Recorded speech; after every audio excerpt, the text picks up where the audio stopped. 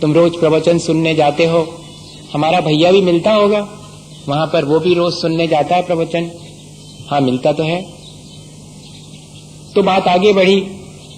जीवन साथी ने कहा कि हमारा भैया सोच रहा है कि वो मुनि बने।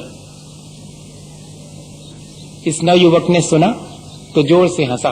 बोले हंसते क्यों?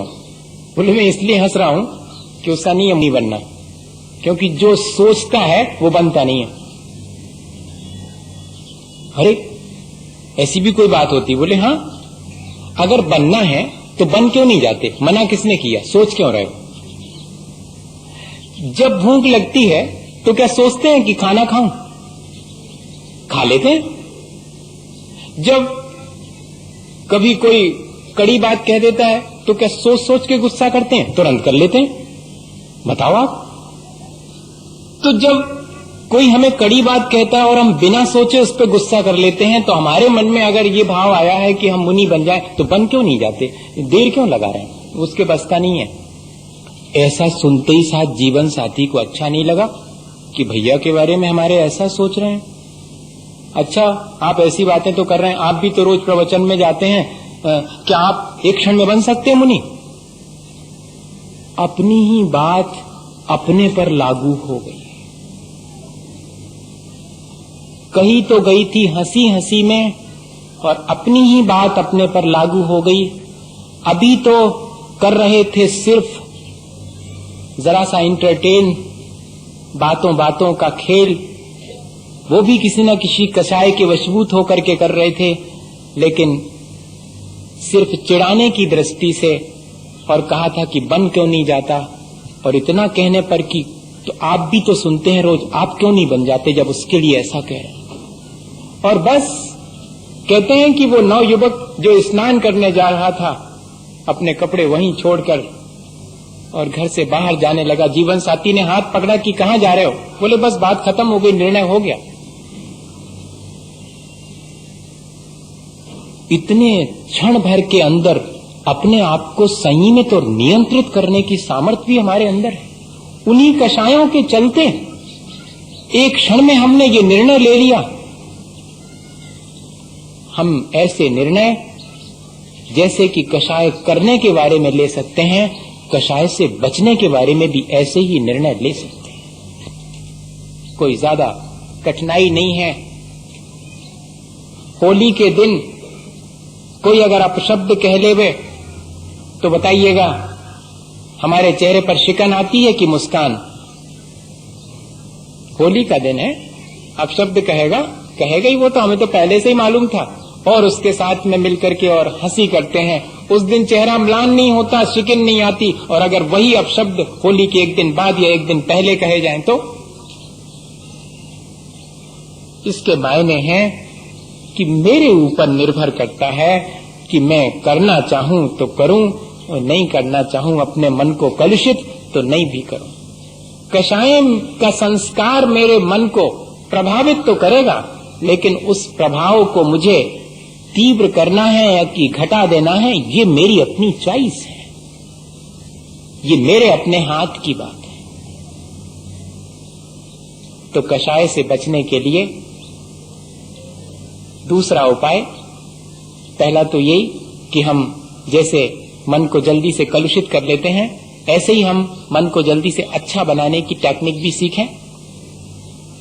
और दूसरी चीज, जहां ऐसे निमित्त मिले कि हमारी कषाय को हवा मिले, वो बढ़े, उन निमित्तों से दूर रहें।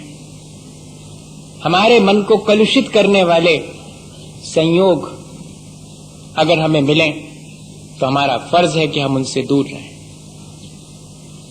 दूसरे के जीवन में भी हम इसी तरह ध्यान रखें।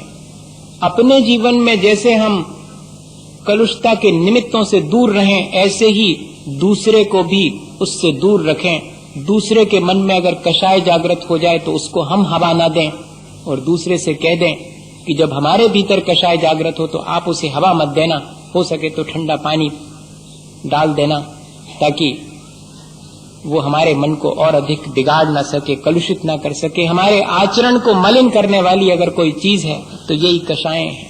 इसी को चारित्र मोह कहते हैं।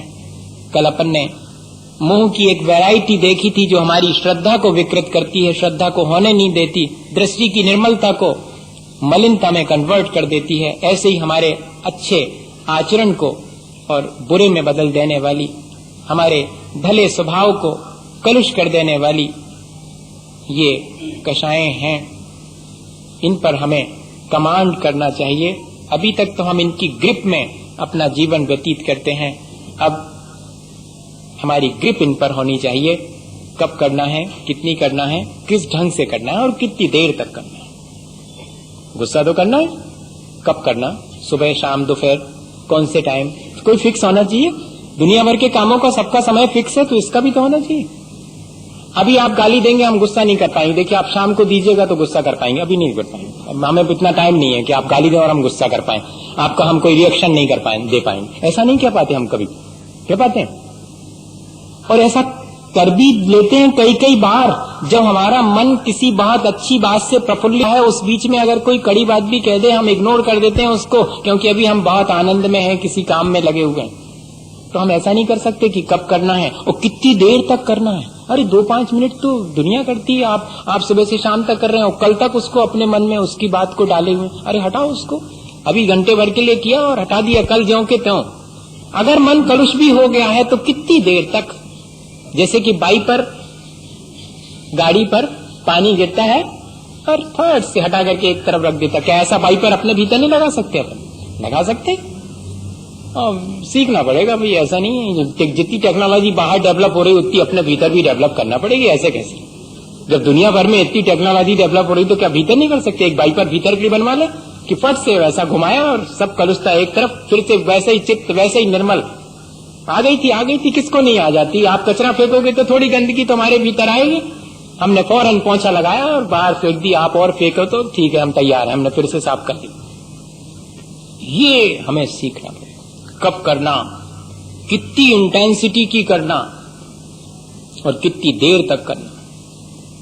ये अगर हमारे मन में, अभी तो अपन क्योंकि क्रोध नहीं कर रहे हैं इसलिए उसके बारे में विचार कर रहे हैं, लेकिन जब आए तब इसको अप्लाई भी करना पड़ेगा। अभी तो ठीक है, अभी तो समझ में आ रहा है, लेकिन जब आए तब उसको फौरन इतना याद आ जावे।